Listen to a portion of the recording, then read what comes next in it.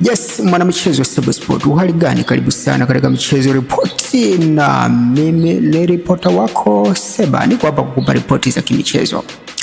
Mshambuliaji wa Wydad Casablanca, Mtanzania huyu Selemani Mwalimu, ambaye anacheza kwa mkopo kunako kikosi cha wekundu wa Msimbazi Simba, ameongezwa kunako kikosi cha timu ya taifa ya Tanzania kuelekea michuano ile ya AFCON. Kumbuka, kikosi kilichochaguliwa na tayari kilishawasili Misri kwa maandalizi chini ya Master Gamondi.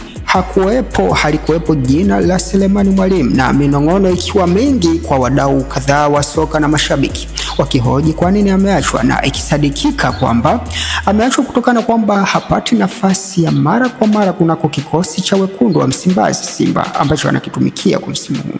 Je, kuongezwa kwa mshambuliaji huyo katika kikosi cha Stars kitaleta manufaa gani kuelekea michuano ya AFCON ambayo inaanza kutimua vumbi tarehe 21 ya Disemba mwezi huu, nikimaanisha 2025, huku Taifa Stars ikitarajiwa kushuka dimbani tarehe 23 ya mwezi huu dhidi ya Nigeria. Kipi kitatokea? Usisahau kusubscribe YouTube Seba TV, usisahau kucomment, kushare pia. Asante, uwe na wakati mwema.